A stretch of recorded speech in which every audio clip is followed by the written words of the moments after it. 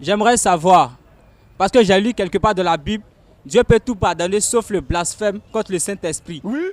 Donc moi j'aimerais savoir c'est quoi le blasphème contre le Saint-Esprit pour ne pas que je puisse aller en enfer. Alors, le frère demande que selon la Bible, Dieu peut tout pardonner. Mais quelque part, il est écrit dans un verset, il peut tout pardonner sauf le blasphème contre le Saint-Esprit. Exactement. On dit que tu n'as pas dit faux, on va lire le verset pour confirmer ta position, ta préoccupation. Okay. Marc 3. Marc 3. 28. Il est écrit. Je vous le dis en vérité. Je vous le dis en vérité. Tous les péchés. Tous les péchés. Seront pardonnés au Fils des hommes. Tous les péchés, il n'a pas dit sauf. Il n'y a pas d'exception. Mais il est dit tous les péchés seront pardonnés au Fils des hommes. Oui. Et les blasphèmes. Et les blasphèmes. Qu'ils auront proférés. Qu'ils auront proférés. Mais quiconque blasphémera contre le Saint-Esprit, blasphémera contre le Saint-Esprit, n'obtiendra jamais de pardon. Il n'obtiendra jamais de pardon. Oui. Il est coupable. Il est coupable d'un péché éternel. C'est-à-dire un péché impardonnable. Une fois que quelqu'un commet ce péché, c'est assuré qu'il doit aller en enfer. Il n'y a plus d'alternative. Et voici le texte que le frère a soulevé pour donner sa question. Et nous reconnaissons la légitimité de sa question. Parce que ce n'est pas parce qu'il n'est pas avec nous qu'on doit mettre en cause ce qu'il dit, même si c'est vrai. Il faut reconnaître la vérité, c'est ça aussi l'humilité pour tout bon chrétien. Et nous sommes d'accord avec ce qu'il a dit. Maintenant, la question qu'il soulève, c'est de savoir qu'est-ce que c'est le blasphème contre le Saint-Esprit. Donc, ils diront que c'est boire l'alcool. D'autres vont dire que c'est chuter. Parce que dans la communauté, quand on parle de chuter, c'est que quelqu'un a couché avec une femme. Je ne sais pas où ils ont enlevé ça. Oh, pasteur, pardonnez-moi qu'il a chuté. Qui t'a poussé? Quelqu'un qui se lève volontairement pour aller chercher femme et puis dit il a chuté. En comment? Chuter même, comment même? Tu as mûri l'idée, tu as dragué la fille, vous avez été d'accord, consentant. Vous êtes allé manger bien, c'est toi qui nous prépares à se reposer. Et après avoir fait ce que tu as envie de faire pour dire là, vraiment, Seigneur, pardonnez-moi, j'ai chuté. Pourquoi? Jean Dieu est obligé de façon là. Abat les chuteurs.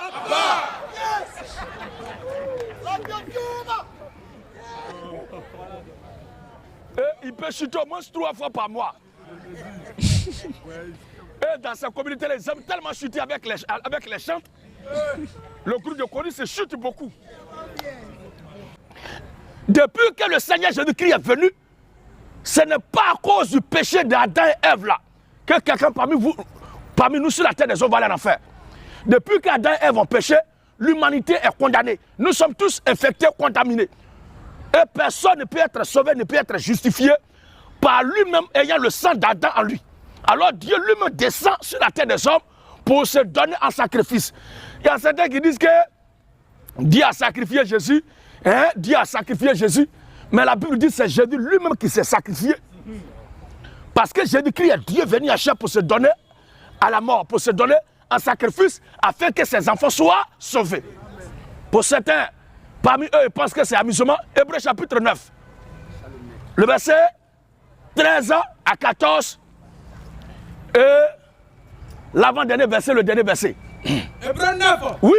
13 à 14. Il est écrit. Car si le sang des taureaux. Car si le sang des taureaux. Et des boucs. Et des boucs. Et la cendre d'une vache. Et la cendre d'une vache. Répandue sur ceux qui sont souillés. Répandue sur ceux qui sont souillés. Sanctifie. Sanctifie. Et procure la pureté. Et procure la pureté. De la chair. De la chair. Combien plus? Combien plus? Le sang de Christ. Le sang de Christ. Qui par un esprit éternel. Le sang de Christ qui par un esprit éternel. S'est offert lui-même. Christ s'est offert lui-même. Et il a dit à donner son fils. Mais c'est Jésus-Christ qui est Dieu. Donc c'est Dieu qui s'est offert lui-même. Voici qui est clair. Qui a cœur de livrer Jésus?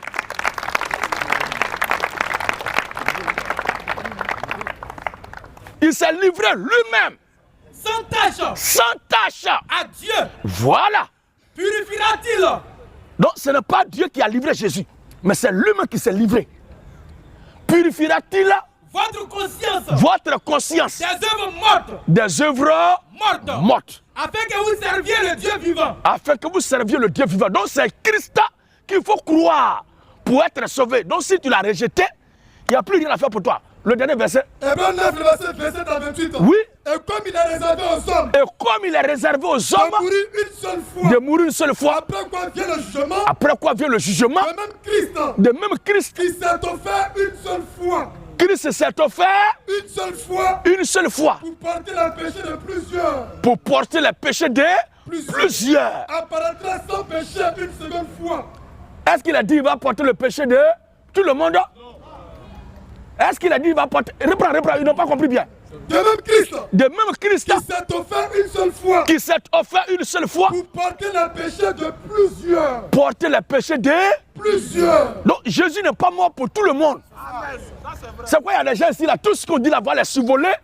Et ils vont rester dans les religions où les gens font rasta, où le chantre, le pasteur font rasta, ils fument bois, ils vendent cocaïne. Ils sont dans les deals de pasteurs voyous qui font la politique. Ils vont rester dans ça jusqu'à ils vont mourir et aller en enfer. Jésus n'est pas mort pour tout le monde. La Bible dit c'est offert pour plusieurs. Et ce plusieurs est connu. Et c'est ce plusieurs-là qui va croire ce que nous prêchons. Alors le blasphème contre le Saint-Esprit, c'est l'incrédulité, le rejet de l'évangile de Christ. Alors frère, voici un peu la réponse à ta question. Pour ma deuxième préoccupation. Oui, vas-y. Pour ma deuxième préoccupation. Oui, parle un peu fort à cause de... Pour ma deuxième préoccupation, oui. Je vous suis depuis la classe de seconde. Et aujourd'hui, je suis en troisième année en droit à l'université. Je crois que je crois maintenant, je vais prendre mon baptême. Merci.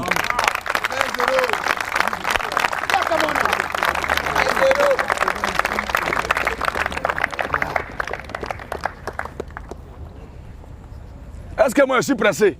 Et non, ceux qui prêchent, qui croient à ça? Quand ils prêchent, il n'y a pas du monde. Mais le Seigneur Jésus-Christ a prêché l'évangile à la femme samaritaine alors qu'ils étaient dessus le puits, auprès du puits.